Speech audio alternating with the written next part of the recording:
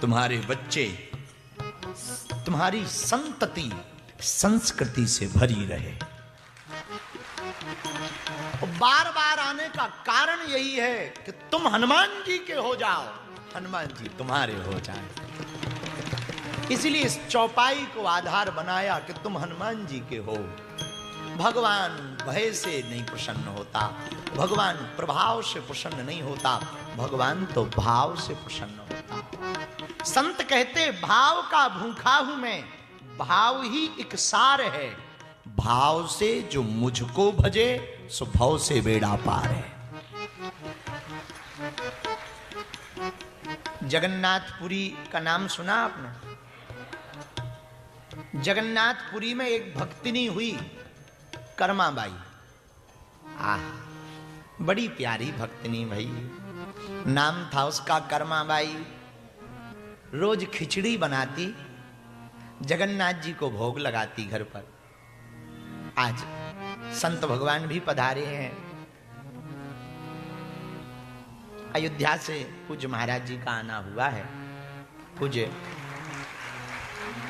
राजराजेश्वर महाराज जी के साथ में हम सबका सौभाग्य है। आहा, कर्माबाई नाम की एक भक्तिनी थी, जगन्नाथपुरी में रहती थी।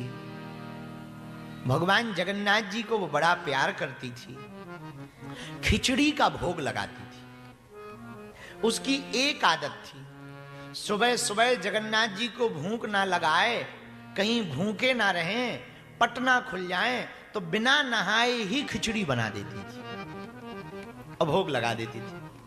और जगन्नाथ जी रोज बालक का रूप धारण करके खिचड़ी पाने आते थे। एक दिन एक महात्मा घर आए तो बोले, पूजा पाठ करती हो देवी जी भक्तिनी? हाँ महाराज, आपकी कृपा से जगन्नाथ जी की सेवा कर लेते हैं, ज्यादा पूजा पाठ तो नहीं जानते, खिचड़ी बना के भोग लगा देते हैं। पर एक भूल हो जाती है। क्या? हम नहाते नहीं, बनाते समय बाद में नहा लेते हैं। फिर ये लगने लगता नहाएंगे लेट हो जाएंगे, छोटे से हैं जगन्नाथ जी, भूखे रह जाएंगे। सत्य घटना बता रहे हैं हम आपको, हम अपनी बात नहीं बता रहे। हम पुस्तक भी लेके आए, भक्तमाल में ये कथा आई हुई है। आहा, तो महात्मा नाराज हो गए। अरे तू बड़ी पागल है, बड़ी बाबरी है, कहीं भगवान को भोजन बिना नहाए बनाते? पाप पड़ेगा पाप। सुन, अब कल से नहा धोकर के भोजन बनाया कर। बेचारी सीधी साधी तो थी, तो दूसरे दिन नहाने धोने में व्यस्त हो गई तो लेट हो गया, थोड़ी देरी हो गई। जगन्नाथ जी आए और जैसे ही भोज पाया, उधर पट खुलने का समय हो गया, तो बिना पानी पिए ही जगन्नाथ जी चले गए। उधर पुजारी जी ने पट खोला तो जगन्नाथ जी के ओंठों पर खिचड़ी के दाने लगे हुए थे।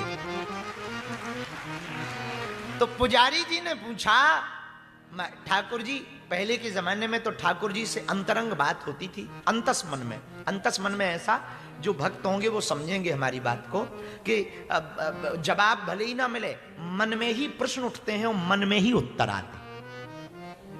तो जगन्नाथ जी से पुजारी जी ने पूछा, ठाकुर जी ये खिचड़ी कहां से आई?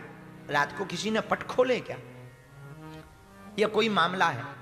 तो ठाकुर जी बोले, पुजारी जी क्या बताएं, एक हमारी यहां भक्तनी रहती है कर्माबाई, उसको काऊ बाबा ने ऐसा कह दिया कि नहा धो के बनाओ। उस चक्कर में आज वो देर हो गई और हमने खिचड़ी तो पाली, पानी नहीं पी पाए। यहां पट खुलने का समय आ गया, सो हमें जल्दी वापस आना पड़ा। आप हमारा एक काम कर दोगे? पुजारी जी बोले, क्या? बोले, वो जो बाबा जी हैं ना, उनको थोड़ा रगड़ो। सत्य बात बता रहे। कैसे रगड़े? बोले, उनको ये समझाओ कि ये नियम धियम का ज्ञान अपने पास रखो। हमारी खिचड़ी तो बढ़िया, वो बिना नहाए वाले ही ठीक है।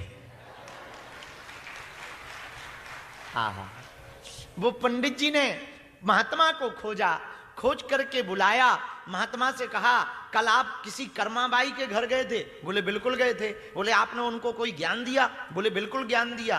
क्या ज्ञान दिया? अरे बिना नहाए जगन्नाथ जी का भोग बना देती, बड़ी विचित्र औरत है।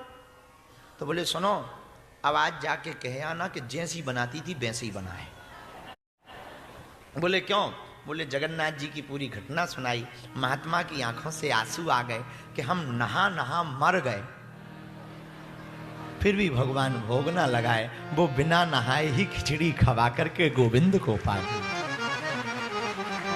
मेरे पागलो, इस कथा का अर्थ ये नहीं है कि तुम कल से नहाना बंद कर दो, नहीं। इस कथा का अर्थ यह है कि भगवान भय से प्रसन्न नहीं होते, भगवान भाव से प्रसन्न होते हैं।